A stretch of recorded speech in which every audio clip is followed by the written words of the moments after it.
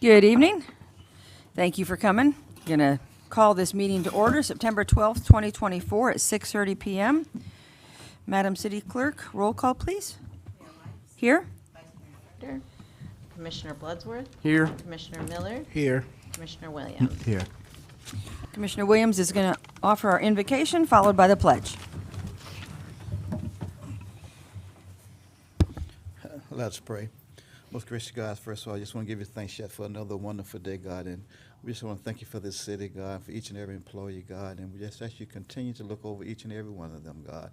And again, we say thank you for all your blessings. We just ask you right now as we come to discuss the business of this city, give us wisdom, knowledge, and understanding, God, that we would do what's best for the city of High Springs. In your sweet holy name we pray. Amen. Amen. To the flag of the United States of America and to the republic for which it stands, one nation, under God, indivisible, with liberty and justice for all.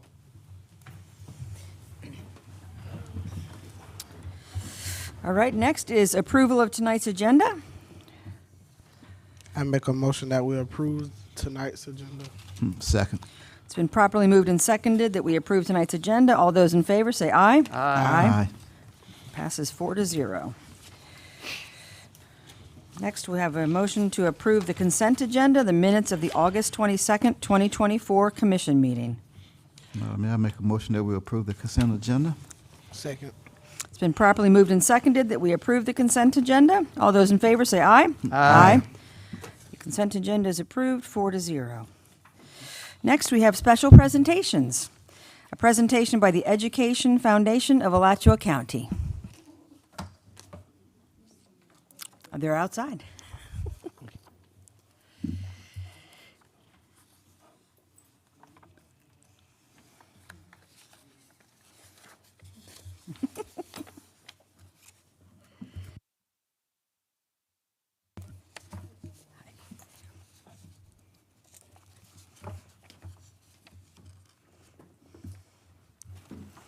Good evening. My name is Tia Paul. I serve as the Executive Director of the Education Foundation of Alachua County, and thank you for having us tonight. This is my first time coming to this building, and so this is definitely new for me. But good evening, Mayor Witz. Is that how you- Whites. Whites. Yep. And commissioners and everyone here tonight. Thank you for allowing us to come speak and do this special presentation. The Education Foundation of Alachua County was started in 1986 as a 501c3 for the Alachua County Public Schools, and so we work with schools throughout the entire district, helping them with teacher grants, and we put on the Teacher of the Year program as well as doing post-secondary pathways. And so I know I have a presentation that I sent.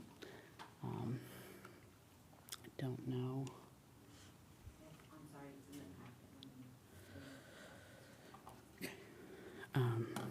But our mission is to invest in the Alachua County Public School students, and we have, two impact areas, which I just shared.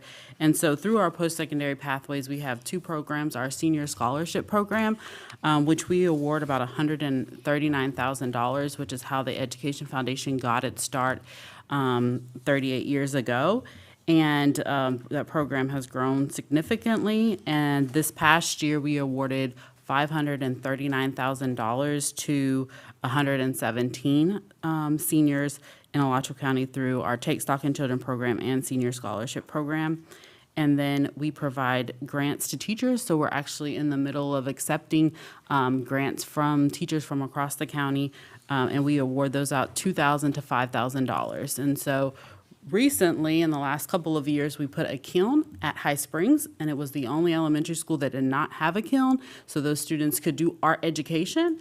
And so that was a really exciting thing to be able to support with the grant dollars that we receive from the state of Florida. So the Catalyst for Change grant is a matching grant. So we raise about $60,000 on an annual basis in private funds, and then the state matches those. So then we're able to award about $130,000 in grants through that program.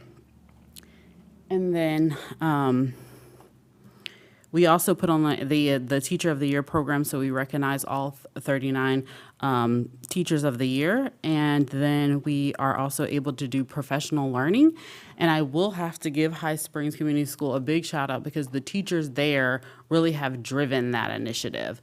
And so they have led it. So Dr. Lori Lambui was our chair for multiple years in leading that effort, as she was the Teacher of the Year a few years ago. And so we brought our Teacher of the Year program and our Catalyst for Change recipients and leveraged teachers as leaders in our community through those two programs. And now we have about 20 teachers that are serving on that, and they put on a conference for the entire district. And so we had 130 teachers participating in that event and a waiting list this past in June. So it really is a wonderful opportunity for our teachers to grow from each other and learn from one another. And then now this is our staff. So I serve as the executive director, and I'm here to talk about Take Stock in Children some, as Duke Energy has sponsored 2 High Springs students this year with the grant opportunities that we have received from them. And I also am an alumni of that program. So Take Stock in Children is a program for low-income, at-risk youth who have the potential to go to college but don't necessarily have the resources to get there. We serve 262 students across the district in that program, and we usually take in about 60 a year and graduate anywhere between 50 and 60 a year as well. And so that's a little bit about me, and then you can see our other members. And here with me tonight is Bobby Gonzalez. She is over our teacher grant program. She is a former teacher, and she has been a wonderful asset. She is a citizen of High Springs, and so we're really lucky to have her on our team. She's doing wonderful work at the foundation and supporting those in our district, so I'm glad that she was able to join me this evening. You'll see some highlights on the next slide here. So talking about Take Stock in Children, we how Take Stock in Children works is the students come in between grades 6 and 9. And then when they come into the program, they receive a mentor who meets with them once a week at their school. They also receive college readiness services. And then when they graduate, they get a 2-year Florida prepaid scholarship that pays for their tuition for 2 years at a state college. But in addition to make up, we know that college costs more than that. The cost of attendance is way higher than just the tuition piece. And so we were able to help our 48 seniors identify $1.1 million before they graduated from high school, in addition to their Florida prepaid scholarships. Last year, we served 314 students, and we received the gold level performance from the state of Florida, the Department of Education, by meeting all the key performance indicators for the 11th year in a row. So we do have an award-winning team that we're very proud of. And through our Catalyst for Change program that I talked about, we served 14,000 students and impacted 572 teachers' classrooms through that initiative. We are also a trusted organization, and so because we already have a partnership with the Department of the Education Department of the state, they have awarded the Consortium of Education Foundation $72 million. We got $500,000 of it, which was a one-time grant opportunity through the CARES Act, and we were able to get that awarded into the schools in 6 months. So it was a daunting task, but we got it done, and we just submitted our last reimbursement for that, and we're able to do some behavior work with teachers, new teachers, and existing administrators in our county. And so we're just really proud to be continuing serving for the 38 years. And we have 3 programs, two of them that I really kind of went into detail about. And yeah, so tonight we are here really with Stacy Bertrand from Duke Energy. She is joining us tonight, and they have awarded 2 scholarships, which is $38,000 each to 2 students here in High Springs, and we just wanted to come and share. Grateful for Duke Energy and their partnership, and I know they service this area. And so we always are looking for ways that we can partner and do more with our students. And they also funded our STEM initiatives this past summer. We went to Santa Fe and got to look at their health science buildings and went to their zoo and some other things there. And then also did a hands-on initiative with Biotility for the 3rd year in a row. Thank you, Tia. Good afternoon. My name is Stacy Bertrand. I'm the Government and Community Relations Manager with Duke Energy. You've probably received emails from me. I would love the opportunity to sit down. Mr. Marshall, welcome, and to other newer commissioners that I have not met before, to sit down and speak. I know that education is one of our major focus areas at Duke, especially STEM, energy, engineering education, and making sure that all of our students have access to that. Also, we are committed to High Springs and making sure that we're successful here and successful partners with you all. So I look forward to sitting down and meeting with you. I've heard that you have some very important questions for me and for our team, and we are looking forward to answering some of those. So thank you, Tia, for allowing me the opportunity to be here. Yes. We are appreciative of our partnerships. These are our 3 programs. I've kind of hit on these. We have 70 different scholarships that we award through our senior scholarship program. And then we have some reoccurring. So annually, we award about $200,000 in college scholarships through our senior scholarship program. And these are made possible by individuals, civic organizations, Rotary clubs, Kiwanis Club, as well as individuals who just want to honor a loved one. A lot of them former educators.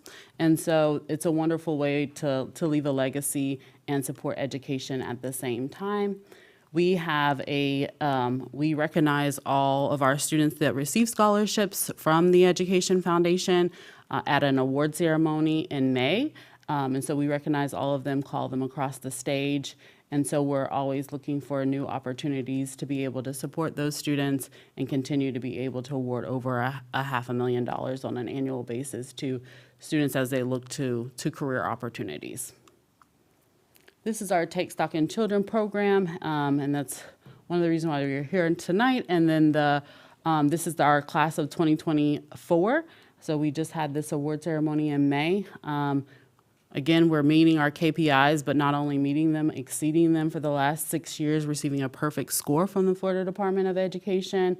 And I've went through a lot of these numbers, but we have been able to touch 1,361 students throughout Alachua County in the last 30 years. Take Stock turns 30 in 2025. These are some of our statistics where we support students. We do have a high graduation rate compared to a higher graduation rate compared to the state and Alachua County Public Schools. So we're very proud that we're supporting underserved students and making sure that they are able to have opportunities to go on and receive a post-secondary education.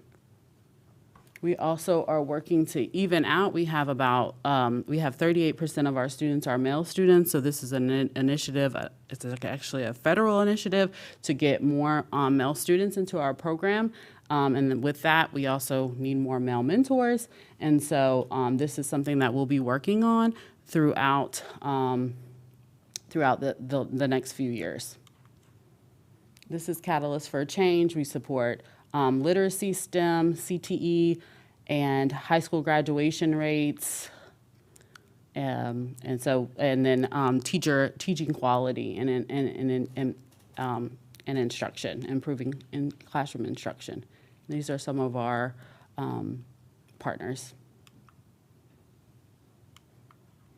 And this is a little bit more about Elevate Ed. So putting on this conference, we really are seeing that it's helping retain some of the teachers, which is a huge initiative of the district right now. One of its priority areas is retaining our teachers in the classroom and really elevating the teaching profession and, really respecting our teachers for what they're doing in the classrooms. So we're big proponents for that.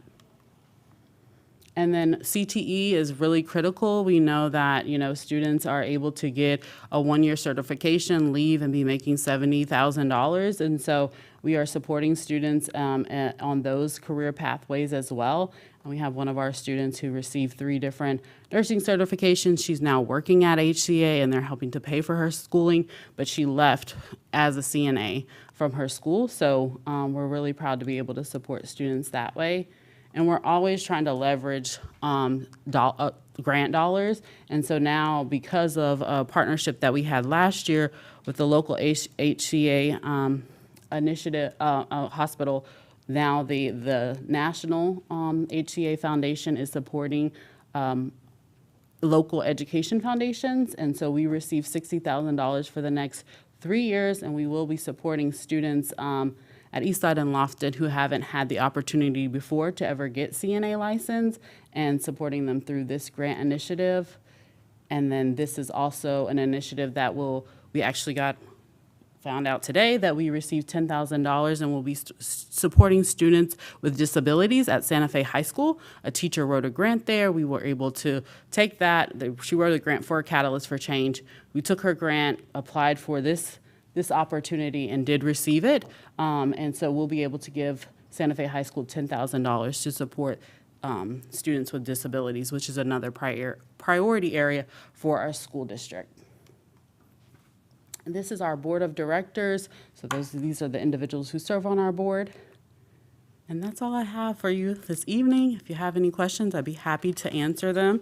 And we do have packets for you all, so we can hand those over for you to take with you with more information about the foundation.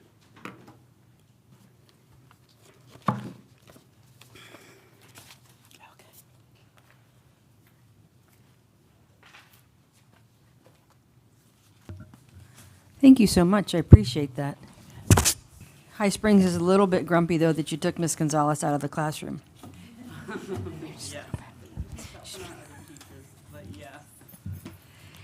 Well, I appreciate what y'all are doing. Do you also do the volunteer award ceremony as well? Does that come out of a different area?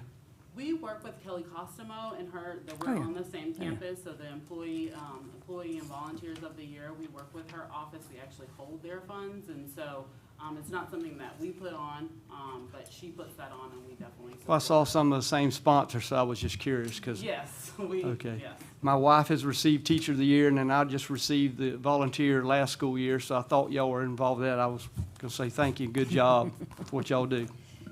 Thank you so much, and congratulations to both of you. And thank you for your support.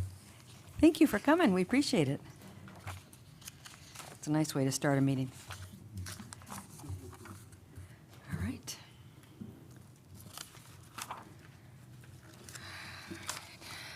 I guess next on our agenda then, gentlemen, the budget. Does anybody have any questions for these ladies? I'm sorry, before we close that out, I'm sorry. I'm sorry. Thank you so much for coming. Madam Mayor, while Diane is coming to the podium, I can go ahead and read the budget millage rate first, that resolution, and we'll have that on the table for the motion and discussion, if you'd like. Yes, sir, please. I'm happy to do so. This is Resolution 2024-L, a resolution of the City Commission of the City of High Springs, Florida, relating to the levy of general municipal purpose ad valorem taxes for the 2024-2025 fiscal year, beginning October 1, 2024, and ending September 30, 2025, establishing a tentative millage rate, setting a public hearing, providing for the publication of notice, providing for an immediate effective date. The appropriate motion at the appropriate time will be to pass Resolution 2024-L as read by title only. I always like to read I'm sure Diane's going to cover this as well, but I'll read the tentative operating millage is 6.74 mils to fund the fiscal year 2024-2025 general operating budget for the City of High Springs. And the tentative operating millage of 6.74 is approved by this resolution. The rollback rate is 6.3802, and that is an increase the 6.74 is an increase over the rollback rate that was just stated by 5.639%. The final public hearing to consider the millage rate final budget will be held on Monday, September 23, 2024 at 6:30 p.m. City Hall Commission Chambers, second floor of the City Hall, this building, at 23718 Highway 27, High Springs, Florida. And with that, I would turn it over to Ms. Diane. Thank you, Madam Mayor. Commissioners, as Attorney Walker mentioned, we do have to approve the millage rate first and then the budget in two separate motions. This information that I'll present will really cover both of those. It's just easier to do it at once than a couple slides at a time. And there will be some redundancy. The information that Attorney Walker read is required by state statute, so I'd like to put it in the presentation in writing as well, just because it makes me nervous. But anyway, we'll move along. We had come to you before and set a maximum millage rate of 6.99 mils, which is what the millage rate was in 2024. And of course, at the last meeting and budget discussion, we were directed to move it to 6.74, which we have done. And the budget that is being presented reflects that millage rate. The calculation for the rollback rate, you've seen this before. Again, we need to present it during the discussion. As was mentioned, the rolled back rate, as you can see in the middle of the slide in the darker print, is 6.3802. That is what you would have to set, we would have to set the millage rate at with the current property values to get the same amount of money that we got last year. So because the property values go up, the rolled back rate is a lower rate. Because the proposed rate is 6.74 mils and it's higher than the 6.38 rolled back rate, it is presented as a tax increase, even though it's less than what we charged last year, what the millage rate was last year. And again, these are the items that Attorney Walker already mentioned. Mentions the rolled back rate, the difference between the 6.74 that we are bringing forward to be levied, and the difference is 5.639%. The decrease of 1/4 mil from 6.99 to 6.74 is what we're looking at. So here's our proposed budget. To have a balanced budget, the revenues have to equal the expenses. So you'll see the numbers in the revenues column are equal to the numbers in the expenses columns. In the backup, you have a complete budget of all the departments and all the funds, and these are the result of those. The general fund, we are looking at 7.4 million. And you can see each of the other categories below. Fires at just about 2.3 million. Transportation, that's the local option gas tax, funded for the most part. So that is used for road projects, as you're aware. Wild spaces, public places, 620,000. That's funded by half-cent sales tax. The building department, about 400,000. Cemetery, we usually have about $60,000 worth of expenses in the cemetery area.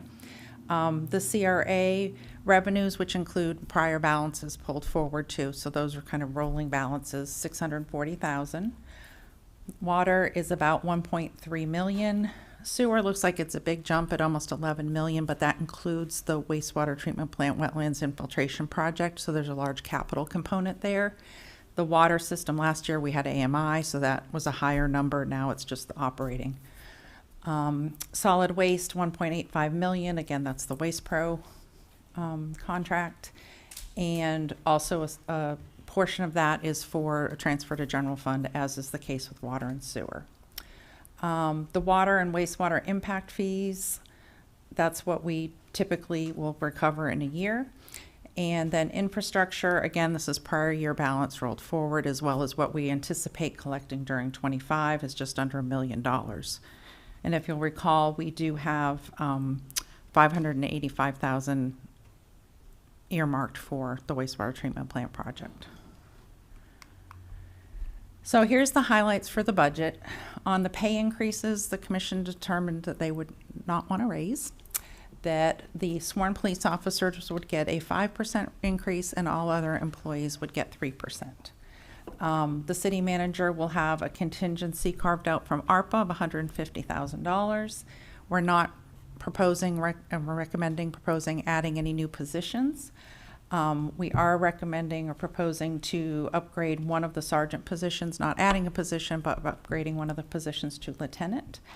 And that we will be including $30,000 in our revenues of the Red Speed program with the police department.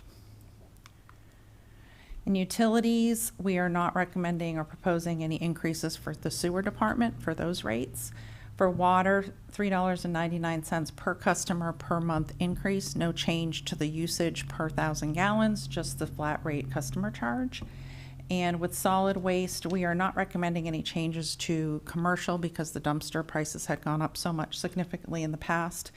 But we are recommending a $3 per residential can per month increase. And then also to modify the hydrant meter arrangement. Right now, we have very low deposit and very low fees, and those hydrant meters that are used typically in construction projects are very expensive. And we want to cover our costs, of course. So we have a revised deposit, installation, removal fees, monthly fee, and charge per 1,000 gallons. And then again, by separate votes, we would like you to approve the resolution to establish the tentative millage rate and then approve the ordinance for first reading for the proposed budget. And we will be back on the 23rd to do second reading for the ordinance and final millage rate. That will be by resolution. Any questions?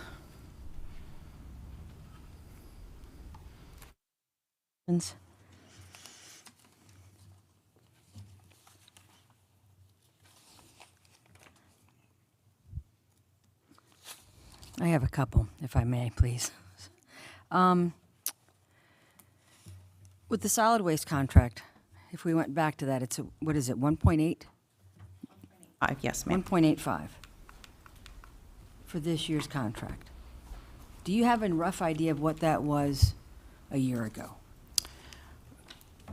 Let's say we started the new contract in May of 2023, so it's been a little more than a year. Okay. So you want to know the number prior to that? Prior to It was that. approximately $740,000 for the contract with Waste Pro. And then we have a transfer to the general fund from solid waste of 200 and, I want to make sure I give you the right number, $238,826.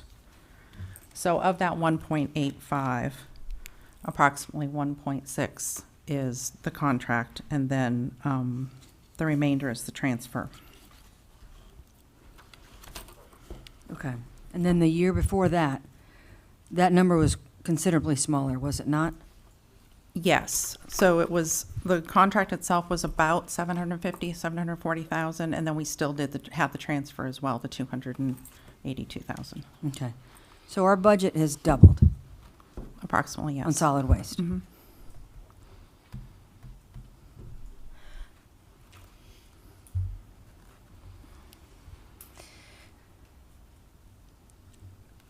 Commissioner Williams is the only other one up here that, when we voted on changing over to Waste Pro, remembered us being told that they were going to honor the current prices.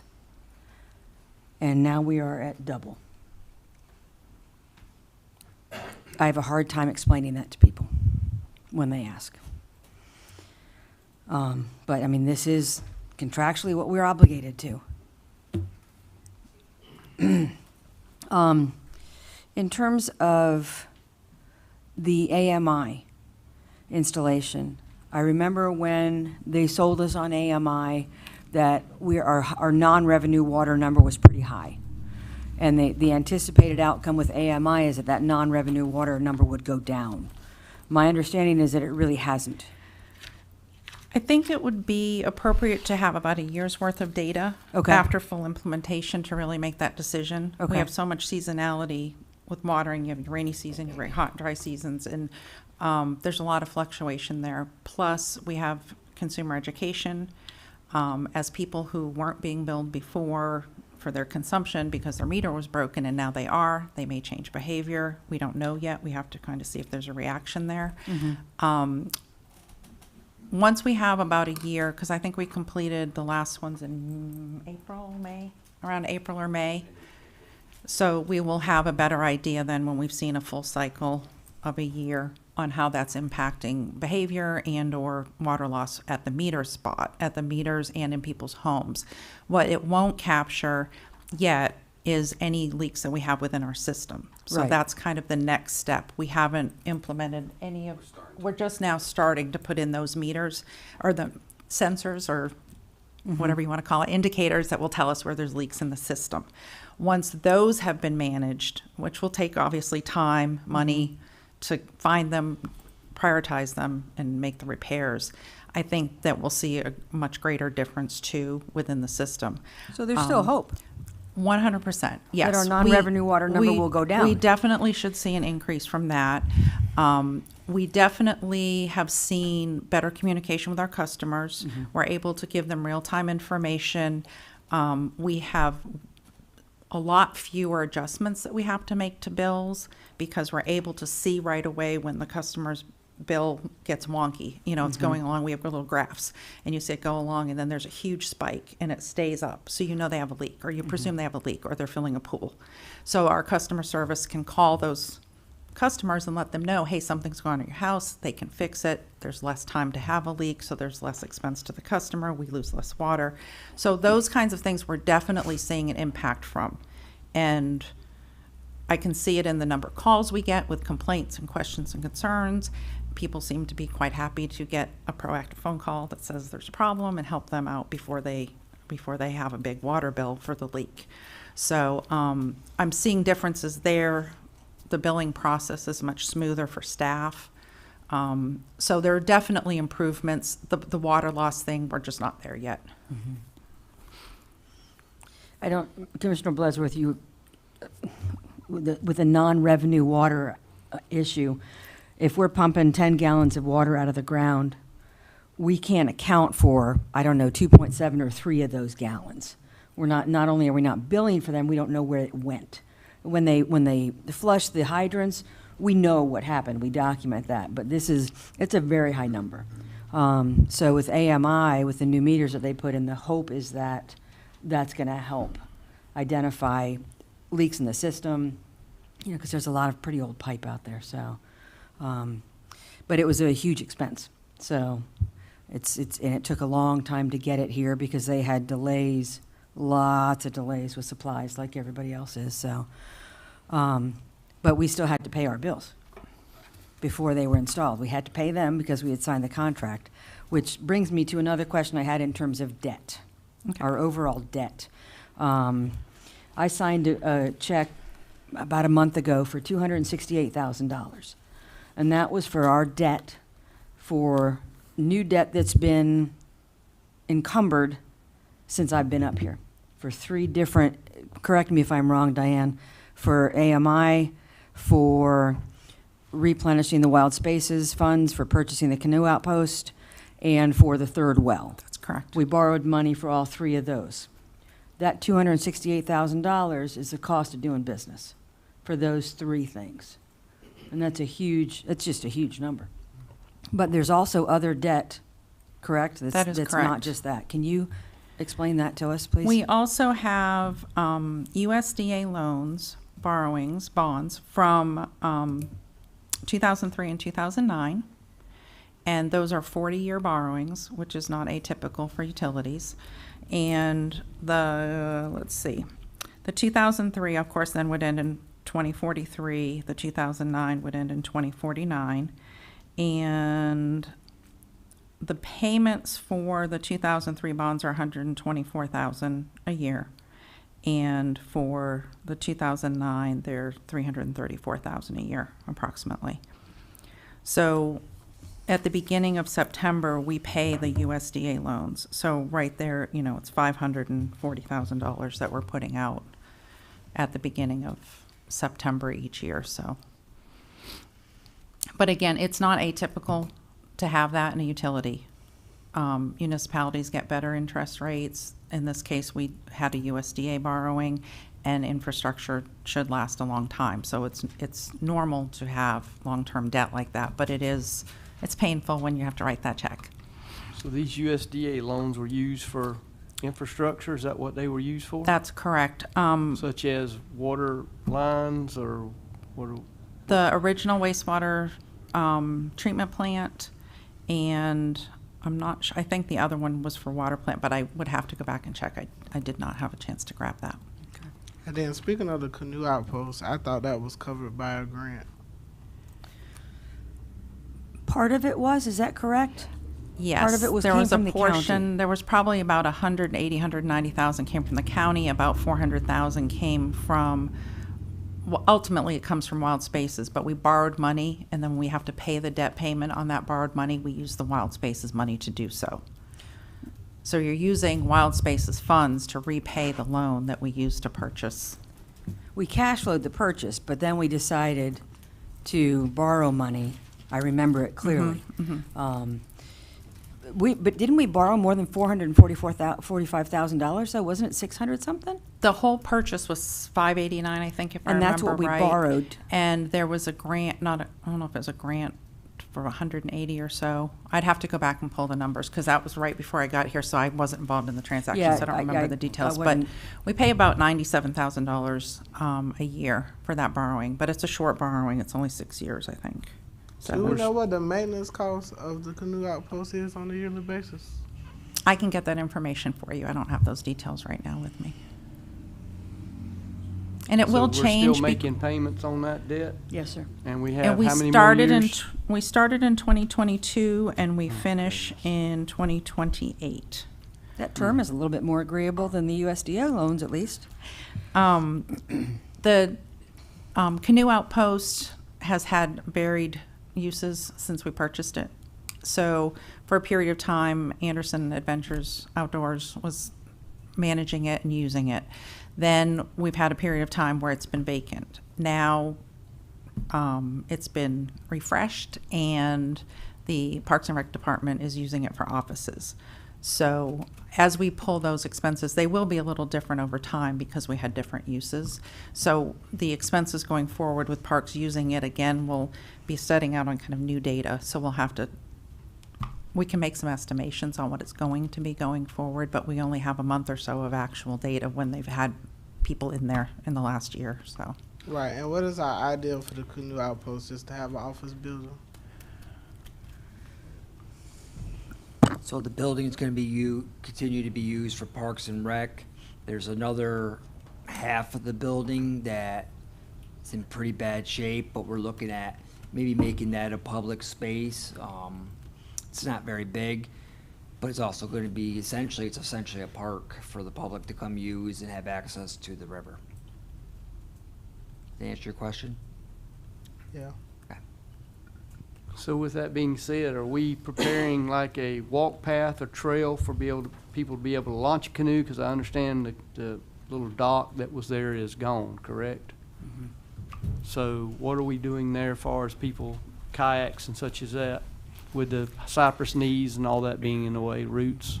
Yes, sir. So the original dock was pulled up, as well as the footpath. So we are seeking grants to improve that, make it ADA accessible now, because that type of dock is no longer permitted. It was an old wood dock.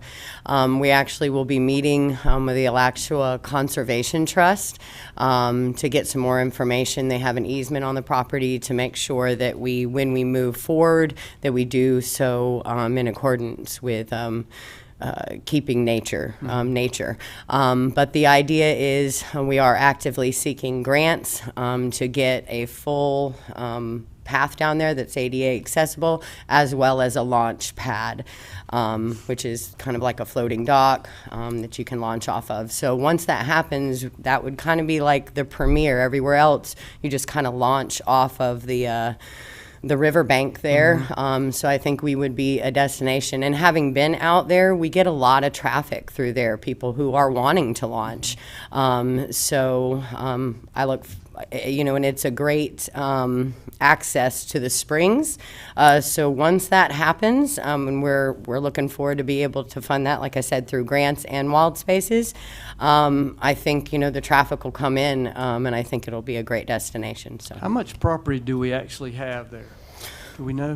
unfortunately, I don't know the acreage there right off the top of my head. Well, now that you're in that role, we've talked about this before, are we able to have a boat ramp there that can be used? Because, I mean, are you able to look into that about That's maybe some more doing that? research that has to be done with the Alachua Conservation Trust and the Swanee River Management District. So we will have to permit anything that we put out there. So I can get back to you with some more information. Right now, there is. So the building, there was a little office and like an apartment there. That area right now, we're hosting Girl Scouts are out there on Saturdays. We are using it for meeting space. We have a lot of organizations that, like the Santa Fe Room or the Civic Center. We don't want to necessarily put them there because that's rental space. So we are using that for meetings. I've had several soccer coach meetings and things like that out there. So it is being used. Did y'all have any other questions? Due to our ordinance as the city of High Springs, doesn't it need to be paid parking out there? Because there's no paid parking. They have put in a rock gravel pathway. So there are limited things that you can do out there because of the Conservation Trust and because of Swanee River Management District.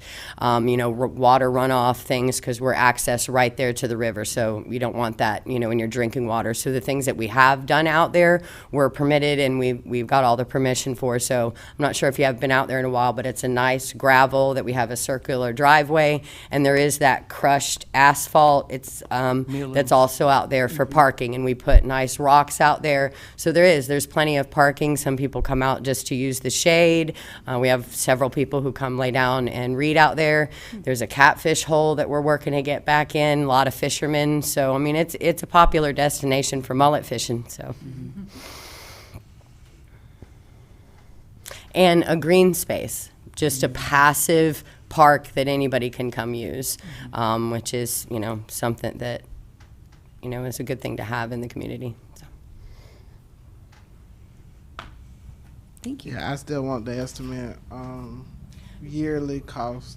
So as far as maintenance, really the only thing out there right now is electricity and internet. Right? There's not a whole lot of maintenance going on. Again, when we move forward with those boardwalk things, hopefully those funds will come from grants and wild spaces. So as far as I can tell, other than those two things, there's not a whole lot of upkeep right now.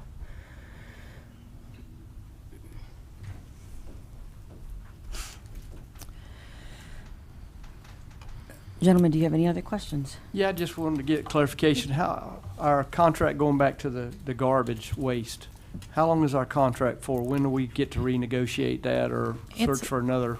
It's a 3-year agreement that began in May of '23. Okay.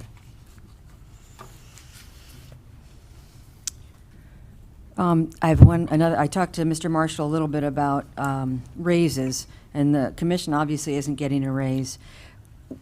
Does the blanket number we have here include all employees getting raises, or are there highly compensated employees like the department heads, with the exception of one department head who's actually 2 department heads and is due that raise?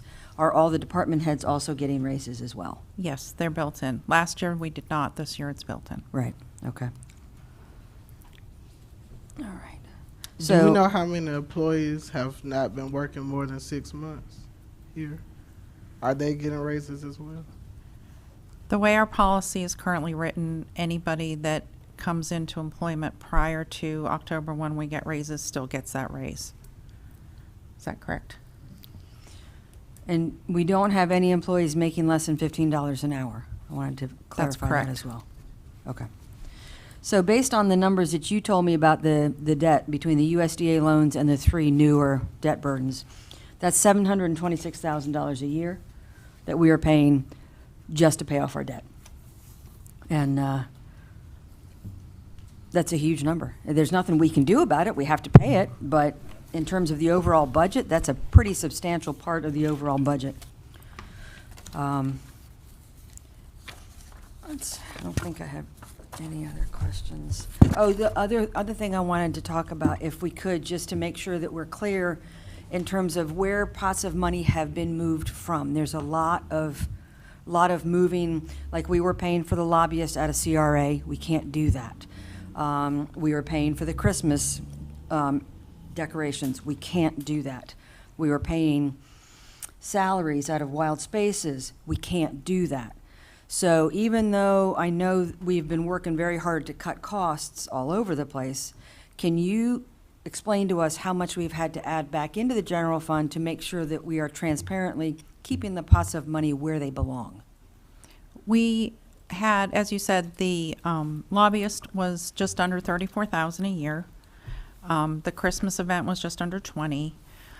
And the salaries that had been put into Wild Spaces were approximately, I think, $100,000. Those have all been pulled out. So all those three things have all been put back into the general fund departments and are not being, incurred in either Wild Spaces or CRA at this time. So even though we saved, cut costs of almost $500,000, we've had to put in almost $200,000 back into the general fund. More than that? Yeah. Well, what you had, I just wrote down the numbers you gave me, so I just All wanted of to. those based off of those three, which is the majority. Okay. You're right there, but there's other things that we've had to move, little things, and I think we've put a little over 300 back in. Wow. Okay.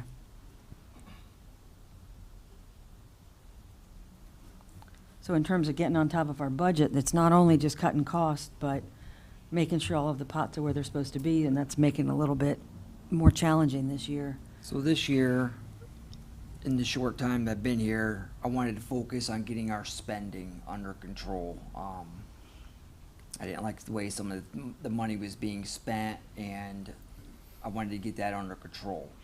Now, we've kind of got a good base on what the spending is. This next year, we've already started the process of looking at everything we can do to bring in more revenue. Doesn't mean raising taxes or anything. We're re-looking at some of our fees, some of our leases. We've even done out of box thinking. Jason's kind of mentioned the sign shop.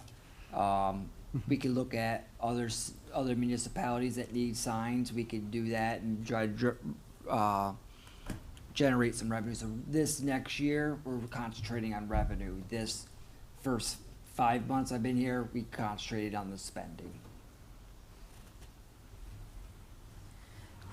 Do you think that there's opportunity to rent spaces more?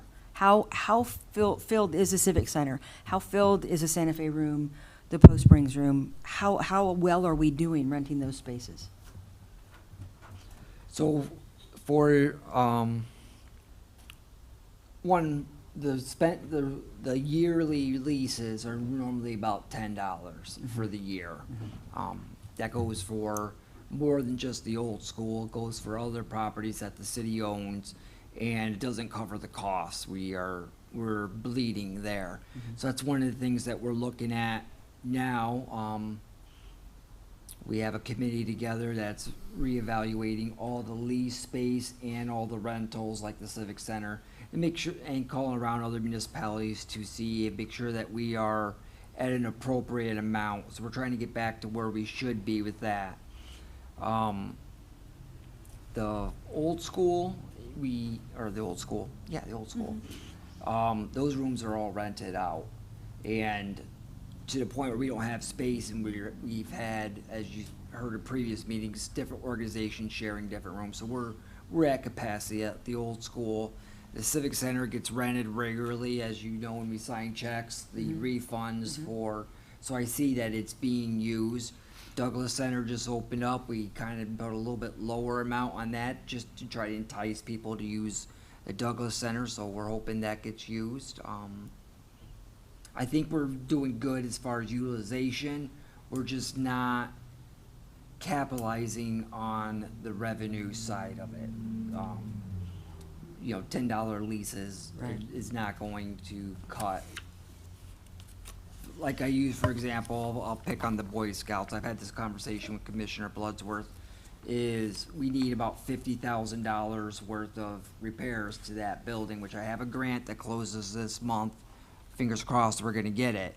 But if we didn't get it, At $10 a year, it would take us 5,000 years to do so we're bleeding. Yeah. So we're trying to get appropriate amounts and lessen the burden on the community and put that more on the backs of the people who use this space. Does that answer your question? Yes, sir. And can you tell everybody else, I don't know if you spoke to everybody else about the post office situation, I haven't because because we don't know? I'm waiting on a legal opinion. Okay, understood. Right, and then how we came to the conclusion that the farmer market is not losing $20,000 a year? We revisited all of the numbers this week, and we are looking more at about $6,000. I had said 10, it's about 6,000.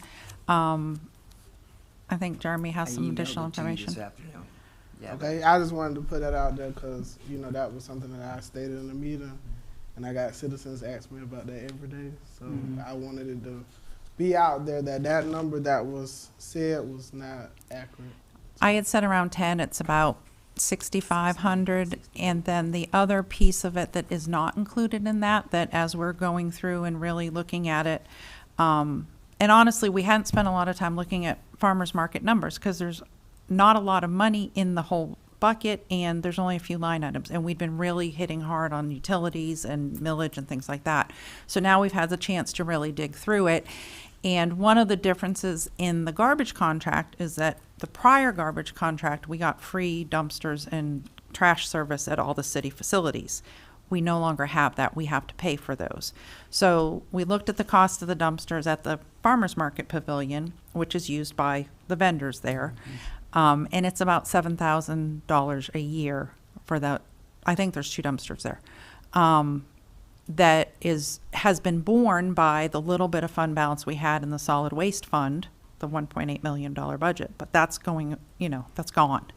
So that's another expense we're going to have to determine. Do we want to keep dumpsters there as part of a service for the farmers market vendors with that expense? But again, that's a much bigger discussion. But so really, if you put that in, we're still looking at a bigger number than 6,500. So for just the dumpsters by the farmer's market, where it's a cost of $7,000 a year, what's the cost for all of the city dumpsters that we now have to pay for that we didn't have to use to pay for?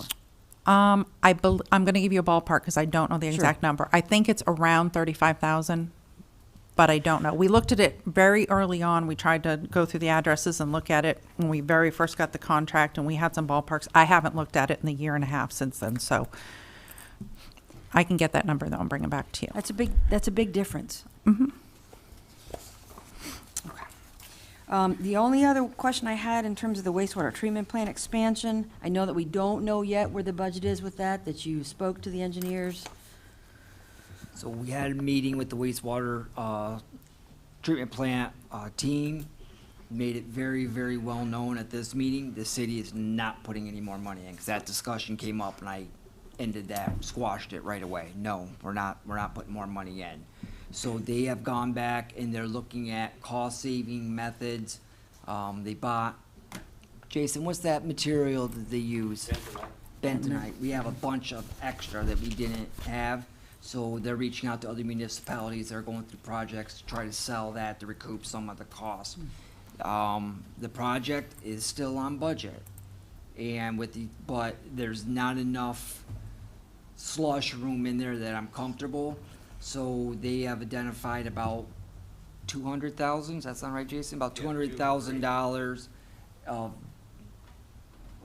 how do you explain it?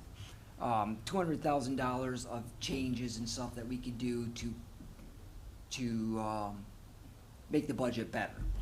So we're on budget for the wastewater, and they know no matter what, we are not putting any more money into that project. So as it stands right now, we're on budget with doing only phase 1 of the wetlands, is that correct? For our total budget Total budget.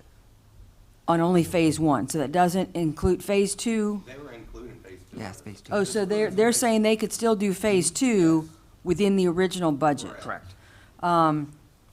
Do we have a sense of, we talked about being able to discharge by the spray field and the infiltrated wetlands for a time. Do we have a sense for whether or not DEP will allow us to do that? They are asking this week. Okay. They should have an answer within a couple weeks to see if that's gonna be a permissible action to do that. Mm-hmm. I think it's going to be. I don't think it's gonna be an issue, but they have gone to DEP for it. Okay. After this meeting, they went to them. Okay. Jason, I don't know if you and Jeremy would be available, or when you were out and Mr. Alligood and I spoke, Chair Alford is an environmental engineer, and she specializes in nitrogen. That's her thing.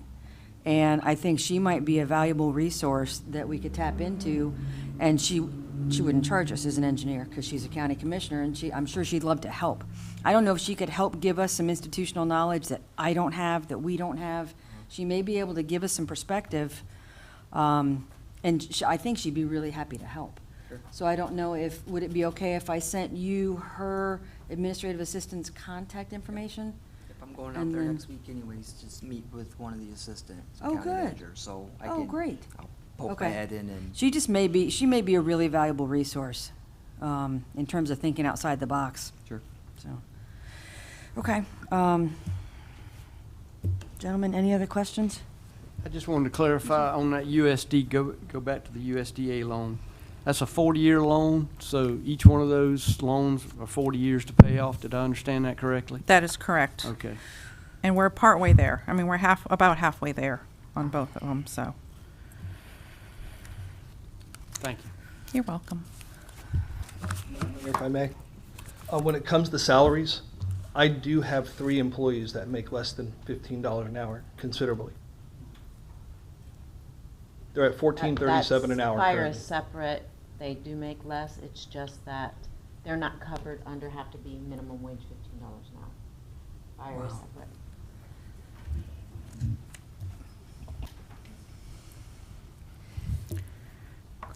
I don't want to get into the operational weeds, but that bothers me. If we have anybody making less than $15 an hour, I We're mean, here in the public, let's hear it. yeah, well, I mean, how is that a living wage? Because their schedules are different. They don't work a 40-hour week. They work 53 and 3. They're guaranteed 53 hours and 3 hours of overtime, so it's 106 hours a pay period plus 6 hours of overtime. It's not the same 40 hours a week that we work. Okay. So do these people have second jobs? Most every one of my firefighters have second jobs. They can't do it without Yeah. 2 jobs. Yeah. Especially the ones that have to carry insurance on their family members. I have firefighters that are only bringing home $500 a week, or pay every 2 weeks because they're having to Because pay of for the their family's health insurance. Cost of insurance, right? So Right, that's very difficult to live on. yeah. Okay. Gentlemen, any other questions? Any comments, any questions from the audience?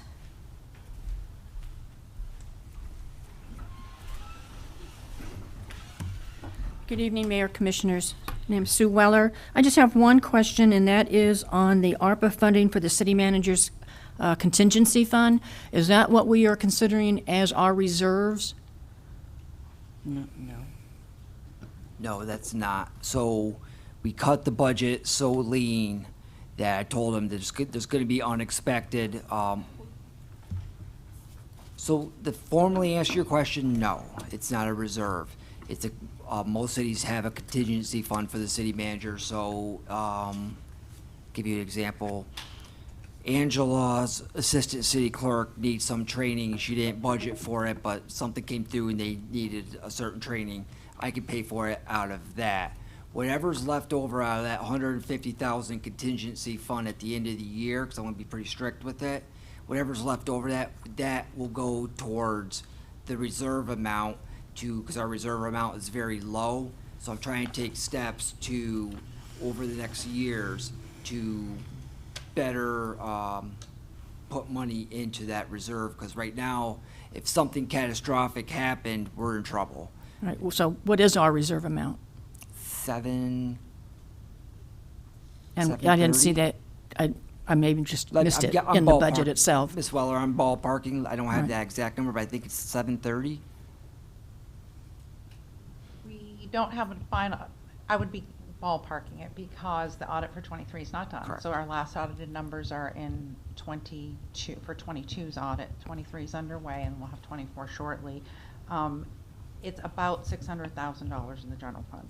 But again, that's not an audited number, it's not an official number, it's a ballpark based on the information we have. And how do you put, every year, are you putting money into that reserve? We are not. The last 3 years, we have had to use money out of the general fund because the spending has been more than it is now. So, And Ms. is there a Weller- line item in here somewhere that says reserves? Not in the budget itself, that's outside of the budget, it's in the balance sheet part of the budget. But it's public information, of course, we wouldn't want to share it. Okay, thank you. If we use the reserves, we will show it in the budget. If we need to use them to balance the budget, we will show them in the budget. Like last year, we had a line item that had general fund balance use. But it's not in any of these. And the sewer, water, and solid waste funds have negligible reserves at this point because we've used them the last 2 years to help not have to increase rates with the increasing expenses. Okay, thank you. Would this be appropriate time to find out, since we're talking about the budget, to find out our situation with the fire truck? Where that's gonna fall in, how's that process So, going? We have not, that fire truck, we've had a lot of interest in it. Is it this weekend, Chief? So this weekend, a department from North Carolina who's looked at the truck is coming back down, and they're serious enough that they are considering putting a 10% down payment just to take it off the market. They're very interested in it. But here's saying that, it ain't done till it's done. So I don't bank on that. Until that truck is gone, we still have it, and it's a significant payment. If that truck goes, which I hope it will this weekend, well, not be gone, but we'll have an offer on the truck, then that payment will go away, but you will probably have a small payment. We're gonna use whatever money we get, that we have left over from the truck, but I do not think that amount will be enough to cover the new truck. So you will have another small, much, much smaller payment, but selling that truck will help the transfer that we do every year from the general fund to the fire. Do I remember that it's $90,000 coming up for that payment this year? So, go ahead, Diana. It's approximately 90,000 for that truck. The two together are 158,000 every year. The payments go out in December for that. So between now and December, we're accruing debt payments that are still outstanding. So when we get to the point where we get rid of the truck, we will have some payment that we have to make. But currently, we've budgeted that those payments will continue going forward until the truck is gone.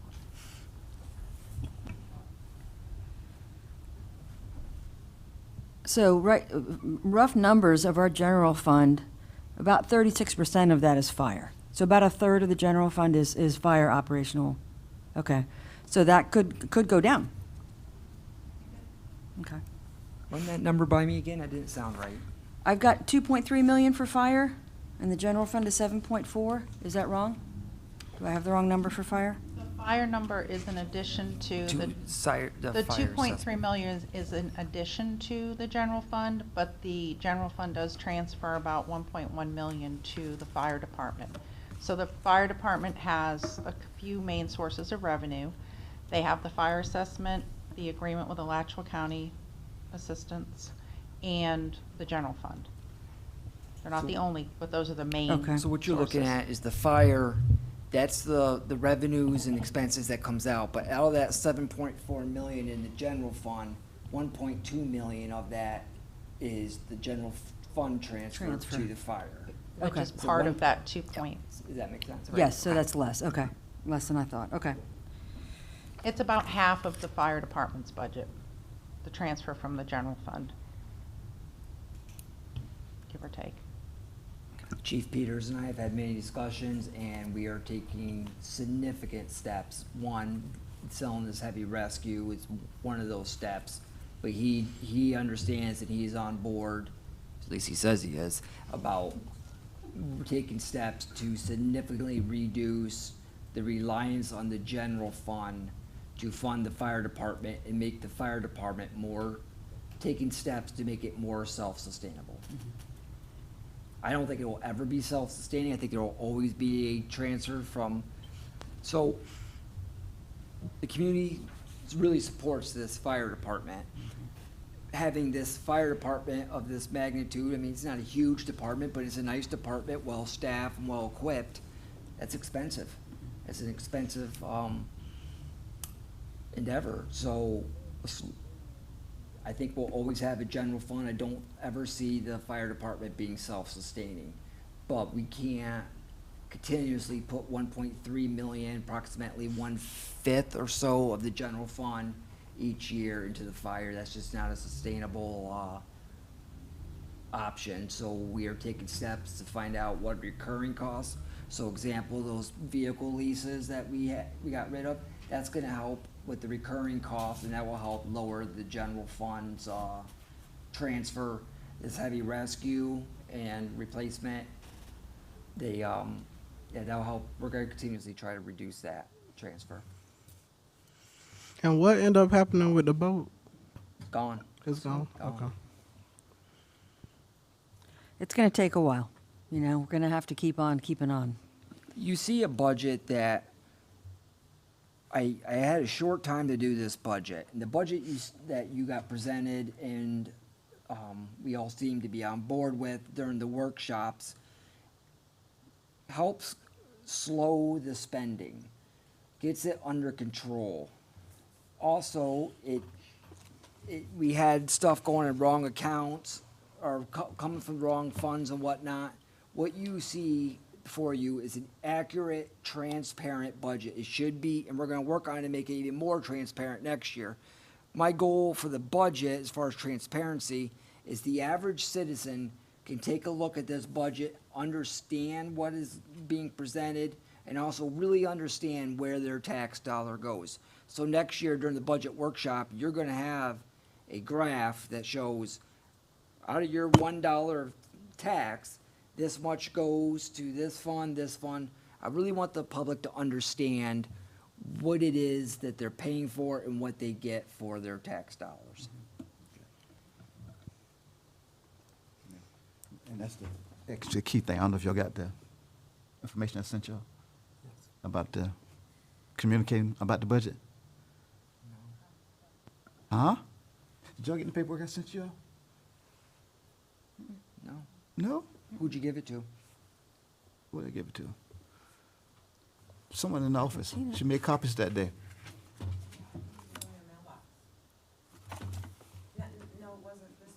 Okay. Should have been last week. Okay, I wasn't I'll here. have to look. Yes, please. week, yes. Especially you tech guys with the communication about the budget. Do you happen to have it, if I don't know where it's at, I do have a copy. you have a copy? If you can email Angela another copy, we'll make sure it goes into the commissioners' mailboxes. Well, I basically just gave that to y'all two guys. Yeah, it For us should, about the budget. everything should be coming between me, Angela, and the attorney. Okay, yeah. But she did make copies. She, Okay, I'll look into it. yeah, and that was one of the key things about the Florida League, say, communicating your budget to the citizen. I mean, you should break it down. Okay. Yes. Oh, I saw, yes. I saw that. I thought it came from you. Oh, please, no, man. I didn't get anything from Byron. Oh, okay. Yes. No. Yes. Okay. Got that, Oh, got that. thank you, all right. Yes, sir. Come on. Yes, but that's so, it's so important, the communication of where your money is going. I had to teach my church that. People give more if you let them know where their money Right. is going. Communication, so important.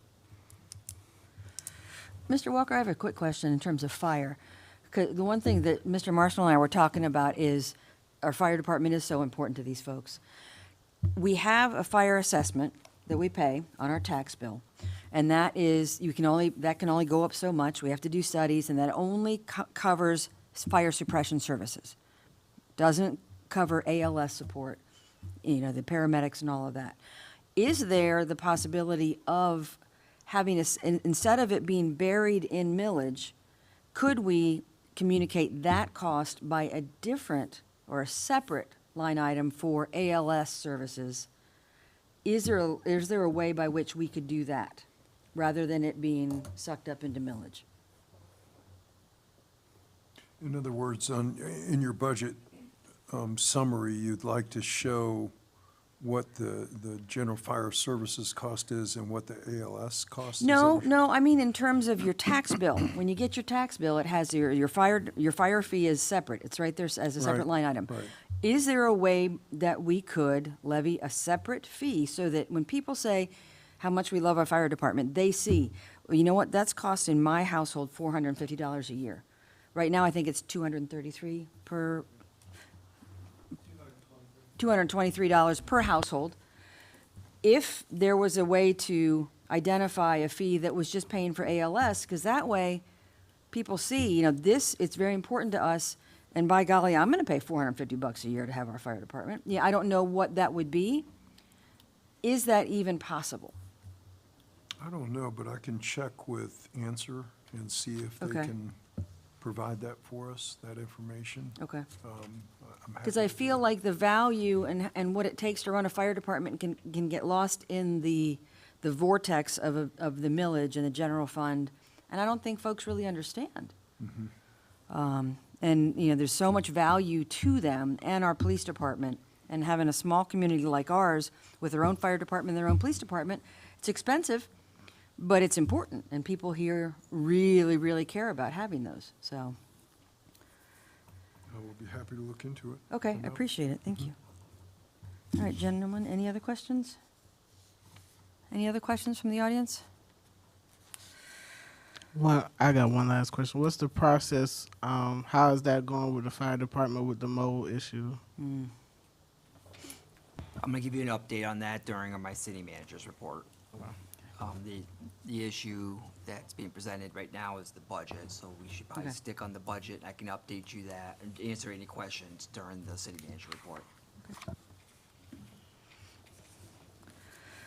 All right, gentlemen, so we've got two items that we've kind of talked about all at once. But the first item is actually setting the millage, and then the second item is the budget. So we'll have to take two separate votes on that. Do you want to have any further discussion or presentation from Diane on anything as it relates to either of those? Because the millage rate that we have proposed here is a tax increase, but the millage rate is going down. Which means that, Madam Mayor, it basically means, as Diane was explaining, that your tax base is increased. Right. Which is a good thing. Yes. So you're generating more revenues because you've had improvements in your town. So that means, that's why your rollback rate is lower to generate the same amount of revenue. But she's gone through the budget and elicited the actual tax bill, which shows as a tax increase. There'll be a notice of tax increase, but it's a lower millage rate than you had the prior year. So that's why the difference. But that's how it's advertised, at least, as a tax increase for that reason. One other thing we didn't ask about, Diane, do we know how much, has there been a final number in terms of what kind of tax revenue we're going to get from the solar farm? Yes, we do. It's approximately $115,000.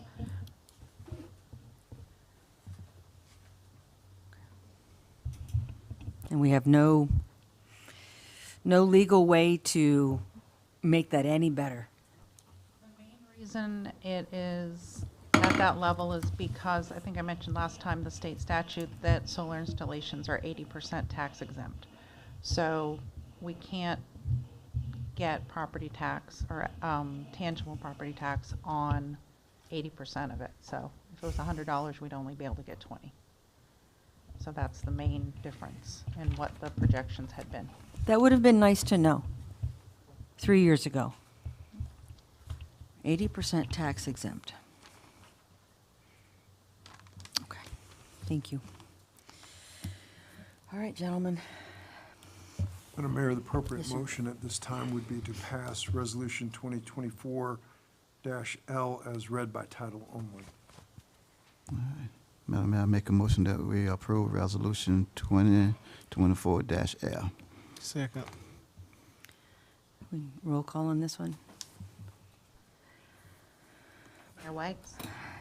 Yes. Vice Mayor Corender is absent. Commissioner Bloodsworth? Yes. Commissioner Miller? Yes. Commissioner Williams? Yes.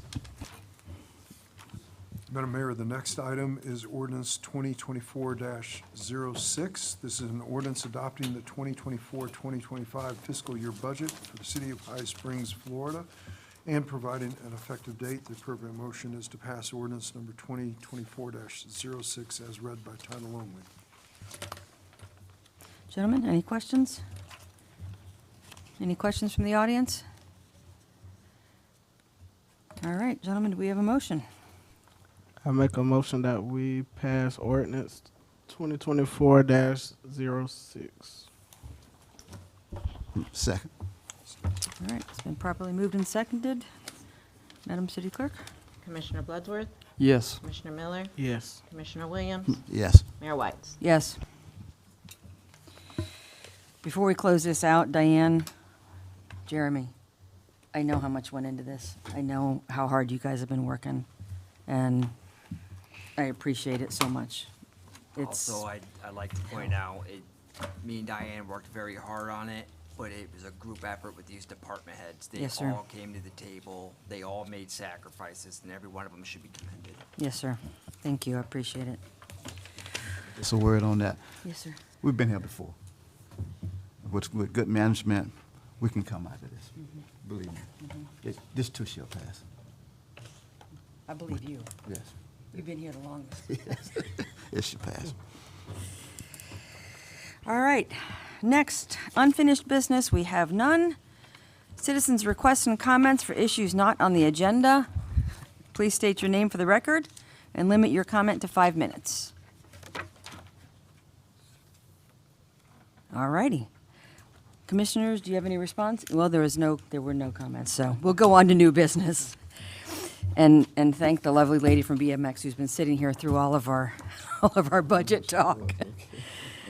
Mr. Walker, do you want to read this since it's resolution as well? Yes, ma'am. This is Resolution 2024-R, a resolution of the City Commission of the City of High Springs approving the licensing agreement between the City of High Springs as licensor and High Springs BMX, Inc. as licensee for certain premises known as the Douglas Tract, authorizing the mayor of the City of High Springs to execute the lease on behalf of the City of High Springs, providing for conflicts and providing an effective date. The appropriate motion is to pass Resolution 2024-R as read by title only.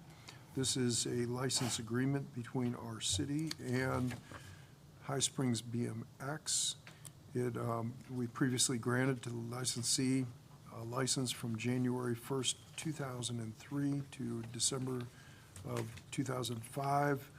Another license, January 2006 to 2008, 2009 to 2013. So we've been doing this for a very long time. And then 2014, 2019.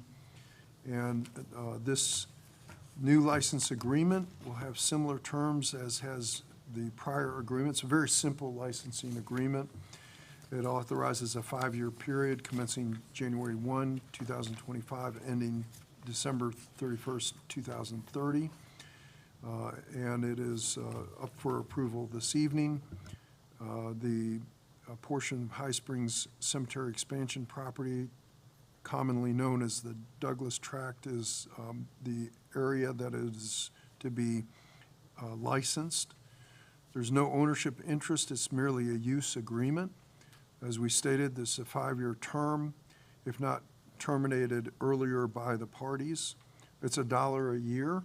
So my understanding is that, and this is from the legal standpoint, that it generates significant revenues for the city and our folks because it's a popular event. And so that is the basic nature of the public purpose of this matter. There is a 24-hour per day liability insurance policy that is required, $1 million single limit liability, body injury, and property damage is provided so that the city is protected. Of course, our policy backs that up from the city's standpoint as well. And if the policy is not provided within 10 days prior to any scheduled event, then any use of the property would be suspended. They have to maintain the fiscal records in accordance with state and federal tax requirements, and they have to provide us a site plan, maintain the track and accessory facilities in a safe and lawful manner. They have to maintain the fencing around the entire perimeter of the track, and they have to provide adequate portable restrooms during all scheduled events. They have to provide refuse cleanup.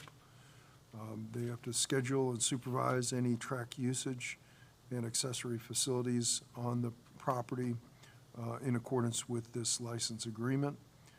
There's a general provision that each party is responsible for their own legal expenses or legal liability. And as stated, that's a summary of the license agreement. The appropriate motion would be to allow for the use of the facility in accordance with the resolution 2024-R as read by title only. Thank you, sir. Gentlemen, any questions? Any questions from the audience?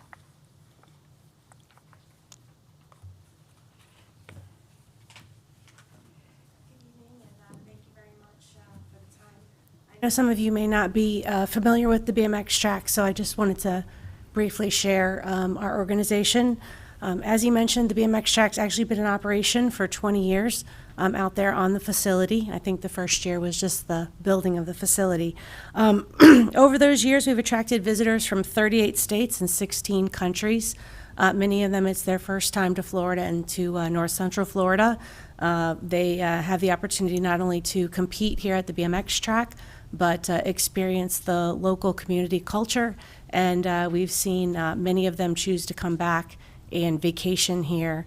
When we do summer events, they'll come early, and we just had one over the summer, and they come 3-4 days early and camp and swim in the springs and enjoy all the beautiful things of our city. So it does help promote the area as well. Also, most importantly, we do have a thriving local program. We are open usually 2-3 evenings a week where we have children, toddlers as young as a year old up into adults up into their 60s, everybody out there having fun, getting disconnected and getting exercise. We are a 501c3 organization, and even more importantly, we are all volunteer run. So we average about 10,000 volunteer hours out there running that facility. So everything from running the organized sanctioned practices and local races, mowing the grass and all of the other maintenance, all of the social media planning, the things that we have to do to the sanctioning body and everything else. So we have a dedicated group that work really hard out there, and we definitely appreciate everything that the city has done in allowing us to use the land and the support when we do have the large events. So I want to thank you for a very long and very prosperous partnership. Thank you. Thank you. And just so you know, we always know when there's big stuff going on there. It's very nice for downtown businesses. We have a lot of foot traffic, so we love it. It's hard to miss us with those nice big parking passes that we started using, and so it does help everybody realize when the BMXers are in town. Yeah, we love it. Gentlemen, any questions? All right.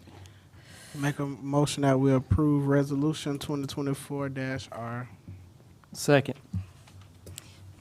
Madam City Clerk, you're going to be busy tonight. This is a resolution. Do we need roll call? We're ready for you. Okay. Commissioner Bloodsworth? Yes. Commissioner Miller? Yes. Commissioner Williams? Yes. Mayor White? Yes. Mr. Walker, you want to keep on keeping on here? I'm happy to Since do we're that. resolutions.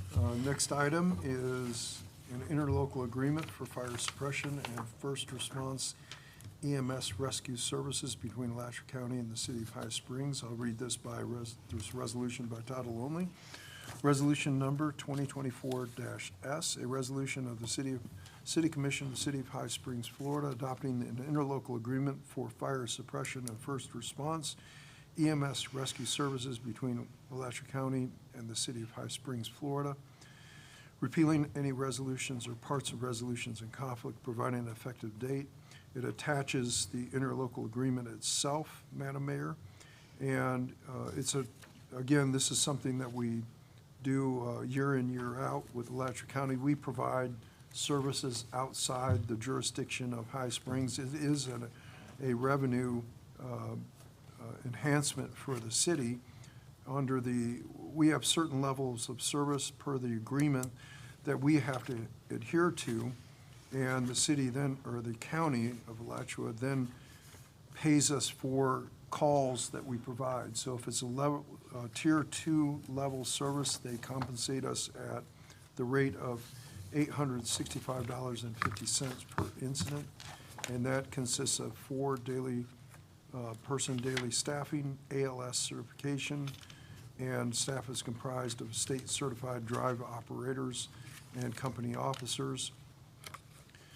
In the event that the city is unable to continue with ALS certification, the county compensates at tier 1 level price, which is $730, slightly less, it's $734.59 per incident.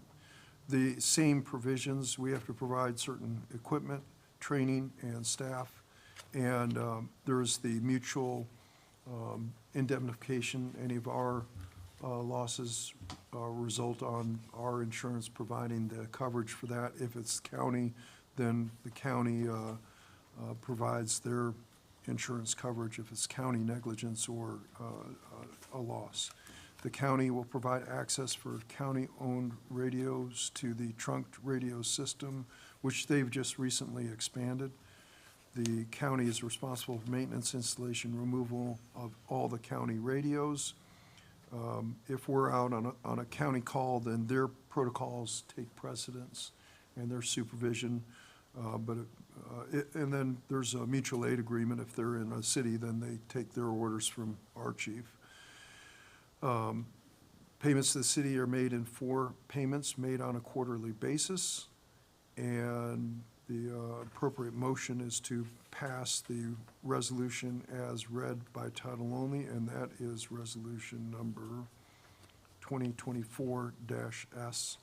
And that'll be the appropriate motion at the appropriate time, Madam Mayor. Thank you, sir. Chief? So before Chief gets questions, I want to point a couple things out. There are a little bit of changes. Chief Peters did a amazing job working with the county fire chief to come up with this. One of the things that I dictated during this negotiation process is because there's being a county station being built very close to our border, that's going to affect the number of calls and the amount of revenue coming in. We don't know how that station is going to affect us. So this agreement is only for 1 year. That will allow us, for them to open the station and allow us to better negotiate a contract or an agreement for future calls. We just got to know the data and how much this new station is going to affect us. And many concessions were made, and hats off to both chiefs, both our chief and the county chief, for a good negotiation.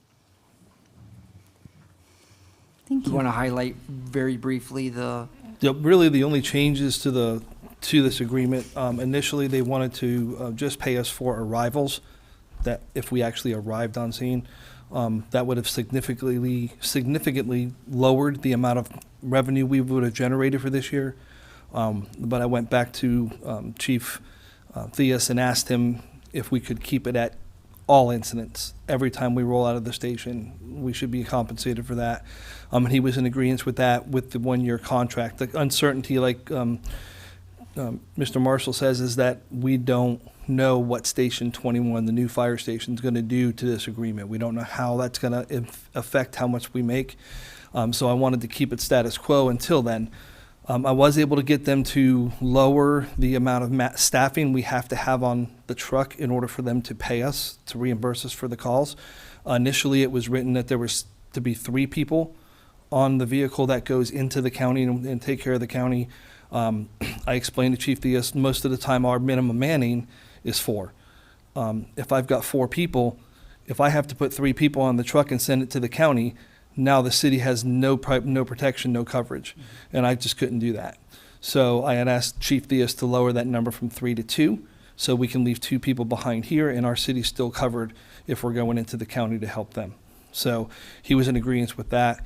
And the only other thing that was really different is we're signing a 1-year contract. So come about March, we think that station will open. I'll start collecting data to see how much that's going to negatively affect us. So when we sit down at the negotiation table for next year, we can figure out a fair and equitable way of doing that. So other than that, it's pretty much the same contract. Thank you, Chief. Yep. Gentlemen, any questions? I make a motion that we pass resolution 2024-S. Second. Any questions from the audience before we take a vote? All right, Madam City Clerk, let's go. Commissioner Miller, Yes. Commissioner Williams, Yes. Mayor Whites, Yes? Commissioner Bloodsworth. Yes. Mr. Walker, item number 3 is a resolution again. Resolution 2024-T, a resolution of the City Commission of the City of High Springs approving the lease between the City of High Springs as landlord and the Douglas Historical School Society, Inc. as tenant for certain premises located at 23760 Northwest 187th Avenue, High Springs, Florida 32643, the Old School Community Center, Blue Springs Room, authorizing the mayor of the City of High Springs to execute the lease on behalf of the City of High Springs, providing for conflicts and providing an effective date. The appropriate motion is to pass Resolution 2024-T at the appropriate time. And again, Madam Mayor, this is a very straightforward, typical lease agreement that we've entered into previously. States the premises of the lease. It's a 1-year term, which commences with the execution of the lease. There is an extension option under the lease to extend from year to year unless either party gives written notice at least 30 days prior to the end of the then current expiration date. Use and possession has to be for all legal purposes in accordance with the zoning and the use of the building. The rental is $10 per year rent, commencing with the commencement of the lease, continuing the first day of each month thereafter. And the utilities are 100% furnished to the premises, and the lessee has to pay all of that. Notices are as defined in the agreement. Any alterations have to be subject to approval of the city. The lessee shall indemnify and hold harmless the city against any losses per their negligence or their cause for the loss. Can't be assigned or sublet without approval by the city. Any alterations have to be approved by the city. We have the ability to have inspection at all reasonable times, so we have the ability to inspect or look at the premises at any specific time. The governing laws, of course, is the state of Florida, and Alachua County is our venue. Attorney's fees are allowed per the agreement for anybody that violates the lease. Sovereign immunity clause is available for the city, and the remainder is all standard boilerplate language in the lease. And again, as stated earlier, the appropriate motion is to pass Resolution 2024-T as read by title only. Thank you, sir. Gentlemen, any questions? Any questions from the audience? I would like to know if we could organize the youth council to get a tour, maybe before one of their meetings. That would be a wonderful opportunity for them. This is great. All right, gentlemen, do we have a motion? I make a motion that we approve Resolution 2024-T. Second.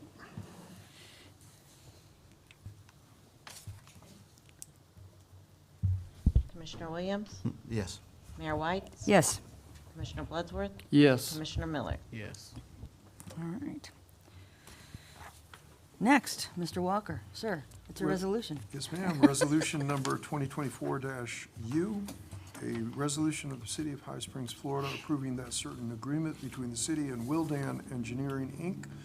for code enforcement services, making certain findings of fact in support of the city, approving said agreement, recognizing the authority of the mayor to execute and bind the city to said agreement, directing the mayor to execute and bind the city of said agreement, repealing all prior resolutions in conflict, providing an effective date, and the appropriate motion at the appropriate time is to pass Resolution 2024-U as read by title only. There is attached to the resolution an agreement by Wildan to provide code enforcement services for the city in accordance with the RFP that we sent out. And it's a straightforward services contract. It defines all of the contractor and the city and provides for the services that will be rendered. The city retains the contractor. They're an independent contractor. We're simply providing for services. The term of the agreement is a one-year term. Again, this can be extended for one-year periods pursuant to the same terms of this agreement. The compensation is as listed in the services provision of the agreement. Services includes all travel, lodging, and per diem expenses incurred by contractor in performing the services. Payments are due as they render their bills, then we're to pay them. They're going to provide qualified personnel that meet the statutory definition of a code enforcement officer. In the event of default, then we give them notice, and they have to cure within a 30-day provision. We can terminate for cause. If the city defaults, there's a provision for cure and a termination provision as well. Time is of the essence in the performance of the contract. Any confidential information will be withheld by either party in the event there is confidential information. It's unlikely that that will be the case. They have to comply with all public records laws, and they have to maintain all records in accordance with audit requirements for at least a 3-year period, comply with all public records provisions, provide insurance and indemnification clause as well for the city.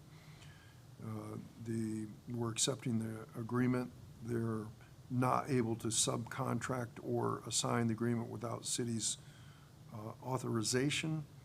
There can be no conflict of interest in the provisions of the agreement.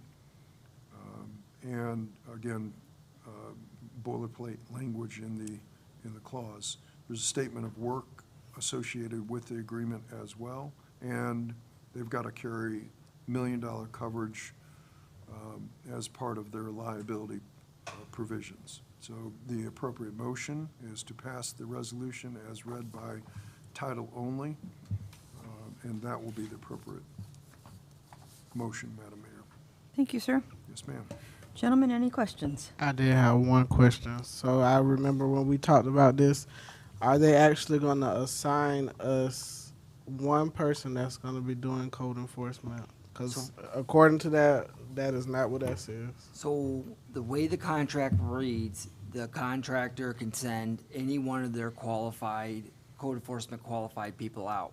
We will normally get the same man or woman coming out unless they go on vacation, they have to go on training or whatnot, and during those instances, they will send a different code enforcement officer out, but we would normally have the same one. Any other questions? Yes. So if a citizen called during the week, what department would they call to report code enforcement? They normally call my office, and we get calls almost every day. They've got a stack of complaints that we're probably gonna have to use them a little bit more in the beginning to get some of these complaints through, but they normally call my office. Okay. Any other questions? Madam Mayor, I neglected to tell the provision in the agreement, the city agrees to pay the contractor a flat weekly rate of $750 per week based upon 10 hours of work for services completed and rendered and accepted in accordance with the contract as provided, payable monthly payments containing the aggregate of $750 per week, first day of the month, commencing September 1st. So to Jeremy's point, if they're working extra, my experience with code enforcement is 90% of your problems get resolved by virtue of the letter that goes out in the inspection. So much of the backlog probably will be handled by virtue of the letters that are sent out. It's that 10%, the people that just will not or cannot, for whatever reason, resolve. Those are the cases that go to your magistrate. And even those tend to get resolved when it gets to magistrate level. So there probably will be a little bit more work in the front end because of the backlog that Jeremy is specifying, but having a code enforcement officer hopefully will get that process underway. Thank you. Any other questions? Any questions from the audience? All right, gentlemen, do we have a motion? I'll make a motion to accept resolution number 2024-U. Second. All right, Madam Clerk? Mayor White? Yes? Commissioner Bloodsworth? Yes. Commissioner Miller? Yes. Commissioner Williams? Yes. All right. Moving on, item number 5. Discuss. Madam Mayor, this is a local government comprehensive planning. So this is the same agreement we enter into every year with the North Central Florida Regional Planning Council. They provide support to Christie, and it's for the amount of work that is done and the assistance they provide Christie. There's a flat fixed fee of $10,000 per year, and so it's a lot of assistance that she gets, and this is something that we utilize. Sandra Joseph over at the North Central Florida Regional Planning Council gives us quite a lot of service. They assist us with the advertisements, they assist us with the review, plans review, and give a great deal of assistance to Christie in the overall process. It can be terminated without cause, providing 15 days written notice to each other. So if they have to get out or we have to get out, we provide the notice. There's a cure provision. If there's a problem going on, then they have to cure within 10 days. That's never been a problem in the past. There's, again, the same provisions for public records under Chapter 119. Liability, if we cause an accident or due to our negligence, there's damages, we pay for that. If the planning council causes any such damages, then they agree to indemnify and hold us harmless for those kind of problems. The contract is unassignable without the consent of the other party. Venue and the cause of action and any jurisdiction for litigation would be in Alachua County, Florida. It has to be amended in writing. There's a complete contract of the parties. Fletcher Hope, who's the chair who's commissioner down in Archer, signed it on behalf of the North Central Florida Regional Planning Council. Scott Coons is their executive director. So it's already signed by them. And the appropriate motion is to enter into agreement with the North Central Florida Regional Planning Council. Thank you, sir. Yes, ma'am. Gentlemen, any questions? Any questions from the audience? This is not a resolution, so we don't have to do roll call, right? You get a break. All right, gentlemen, with no further questions, all those in favor of acting on the agreement with the North Florida Regional Planning Council for planning services, please signify by aye. Aye. Those opposed? All right, the agreement is approved. And last, number 6. This one goes hand in hand with your approval of your code enforcement officer. Now, this is for the selection of the special magistrate. I've reviewed both of the candidates that you have before you. Aaron Dukes, who is in Lake Butler, Florida. He has a very good resume, looking at it from attorney to attorney. He's got an impressive resume. He has an hourly rate of $300 per hour for magistrate services. He has served as a magistrate previously. He has, it looks like, local government experience for Lawty and other jurisdictions in this area. So he has governmental as well as magistrate experience. He attaches his qualifications to the proposal, and the other applicant looks to be equally proficient in this area. He's out of Sebring, his law firm, but again, he's board certified in local government law, and there's a little bit difference in the rates. I did notice that Mr. Durham is the magistrate in the city of Alachua. I thought it was a little unusual. You have a Sebring law firm applying for this, but he does work in this area. And he is, I believe, as I read it, he is the current codes enforcement magistrate for the city of Alachua. So the both law firms, I couldn't advise you one over the other. They both seem to have experience in this area. They both seem to be well suited for it's just a matter of preference as to who you select. There is a difference between their proposals. Duke's is straight up $300 hourly, and the Durham law firm is $200 per month, guaranteed 8 hours minimum, so that would mean it's flat.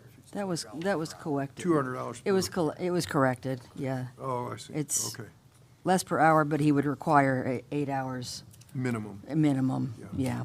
So, So he has a base level right, for his proposal. right. Mr. Marshall, do you have any input here? As Mr. Walker said, I looked through them. They're both equally qualified. I like the proposal from Duke's a little better because it doesn't have the minimum. If you do $200 per hour, 8-hour minimum, as Mr. Durham proposes, that's $1,600 per month. Duke's Legal plans on holding one session a month, and if there's no contested cases, he will not hold a hearing and will not charge us. I think we lower our exposure with Duke's Legal, and that's my recommendation. But both are equally as qualified. Okay. Gentlemen, any questions? Any questions or input from the audience?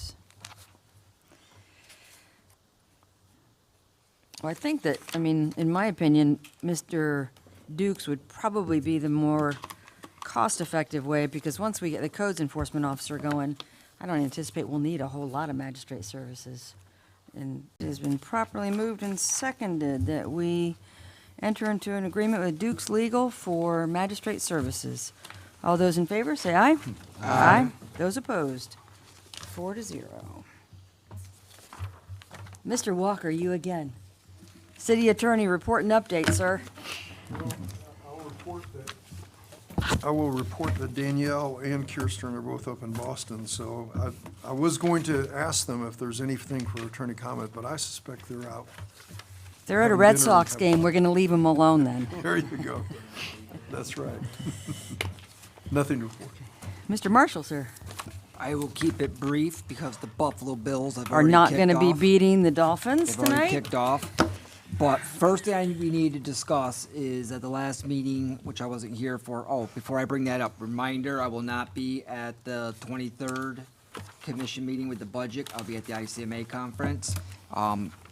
Chief Shepherd will be acting city manager, and he will be well-equipped with the assistance of Diane Wilson to help you through that last budget meeting. CDD workshop. I've been talking with Danielle, and it's messy. I don't want to say messy, it's tricky. So Right now, Bridalwood is experiencing a lot of changes and a lot of shifts with their project. And Danielle told me right now they are not actively pursuing the CDD. So with that, we could still have a workshop, but what me and Danielle discussed is instead of doing the workshop, taking the time, and her and I will work together and come up with a procedure on how we review CDDs. There will be a CDD review fee, and that will help dictate, because when we got this CDD proposal, nobody knew, we've never done a CDD, and we were scrambling around trying to figure out what's the best way in getting all the information for this. Working with Danielle, we are talking about a procedurally review on how we will review upcoming applicants, which a workshop would be a part of that. So I'm asking you to consider maybe canceling the workshop right now because we don't have any CDDs coming down the pipe. But if Bridalwood decides to re-engage with the CDD, then the procedure we have will help guide us through it, and with any CDD for that matter. But right now, there's no CDD on the table, nothing being pursued. And let's spend that time instead of worrying about a workshop that may never come to fruition and all that time, because it takes a lot of time. Angela and everybody's been working really hard because it's coordinating your schedules, the planning schedules, the attorney schedules, and the CDD developer schedules. And we've had a lot of roadblocks with that. So instead of taking the time to really coordinate and get all the CDD stuff done, take the time and come up with a procedure and a policy, not so much a policy, a procedure on how we take step by step when somebody approaches the city wanting a CDD. I just wanted to put it out there, kind of get your guys' feedback on, because you asked for a CDD workshop. I think we're getting a little ahead of the gun, or a little putting the cart before the horse. So I kind of want to get some feedback, because I don't want to ignore your wishes. If you want to have a CDD workshop, we can. I think we should take the time to come up with a procedure instead. Okay. Also, since I came first on the agenda, I'm going to take the thunder, and I would say the youth council should be commended for an amazing event. We did not do much handhold. Jamie from the city clerk's office helped them out with some things, but for the most part, that was their program. And everybody was there, everybody in this room was there, I think. What a great representation of this city's youth. If this is what the city of High Springs youth is bringing to the table, I think our future's looking pretty good. What an outstanding group. And they did a great job. It was very reverent and really focused on the first responders, and they should be commended about it.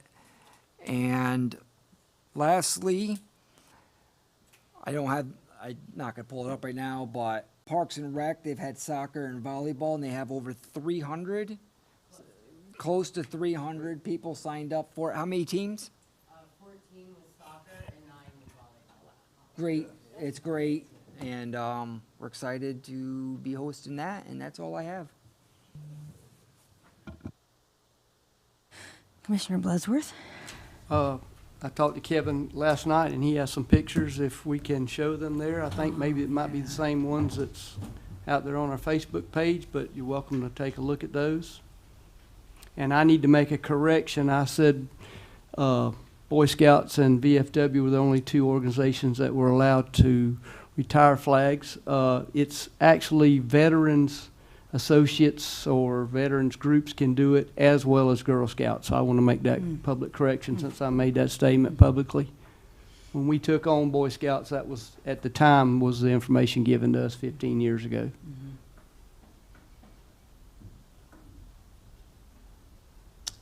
That's awesome. So they did a great job. Youth Council and Boy Scouts did an excellent job with that.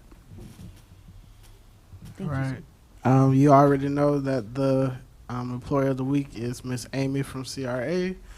I did attend a Community First meeting in Gainesville at Sugar Hill. I thought that was a great concept that maybe we should look into doing here. I know when Damien was here, he started trying to do something similar where he would go to the parks and he would invite the community out. They do something similar like that in Gainesville called Community First, and it was a great meeting. They also have an app where you can put a complaint in about, like how we just talked about code enforcement complaint. They have an app where all of that is taken care of, so that is a cool thing that we could probably look into for our city as well. Can you send me the information you have on that? Take a look at that with you. Yes. I also just want to say, wonderful service. The Boy Scouts did a wonderful job. The Youth Council did a wonderful job. Please let them know, great job, well done. And thank you, thank you, thank you. And thank you to hearing those numbers on the volleyball team. Oh my goodness. That's awesome. Recreation is coming up. We have great volunteers. It's the volunteers. That's the key. That's the key. Tell Lotwell, look out, we're coming. Thank you. Thank you so much. I just wanted to piggyback on what Mr. Marshall said. The event yesterday was wonderful. And gentlemen, you all being there, the whole commission being there, meant so much to them. They were so grateful that everybody was there and all of the staff that was there. And Chief Peters, thank you. Chief Shepard's not here, so JT, the police were great. Kevin did an outstanding job as master of ceremonies, as always. And I was so proud of those folks. That just, like you said, it gives me hope. But it was your idea and your support. It's just an idea, they ran with it. But your support has meant a lot to them. Thank you. And they appreciate it. Thank you. Thank you, gentlemen. I appreciate you for being there. Madam Mayor, before you call for an adjournment, Yes, sir. I forgot something in my city manager's report. I need to address Commissioner Miller's question about the fire department and the mold. I said I would do that Right, during. right. So remediation starts in 2 weeks. 2 weeks. I went over. I actually asked Commissioner or Vice Mayor Grunder to go over and talk with public safety and talk to him one-on-one about, or not one-on-one, as a group, each shift. And the conclusion was, out of the project that you have approved, we need to get them out of there while they remediate this mold. So we looked at, Chief Peters looked at many different options and very expensive options. But out of the box thinking, they contacted Camp, I can never pronounce it, Colaqua, and they've agreed to host them over there for a much cheaper rate. I don't remember the rate, but it's much cheaper than renting a portable building. And they're going to bring the brush truck and the engine, so they'll be able to react to the calls right away from there. And the project is moving forward to get that remediated. Is there any questions for me or Chief Peters on this issue? Well, last night while I was there, I let Chief take me through there, and I saw everything Yeah, it's bad. there. And so, yeah, he was letting me know about the Camp Coaqua deal, and I thought that was great. That was awesome that they're partnering with that as well. Absolutely. And the Youth Council is working on coming up with a pancake breakfast with the Women's Club to do a fundraiser for the fire department. So they'll be cooking for you, too. Thank you for letting me get that in. Oh, sure. All right, gentlemen. Motion to adjourn?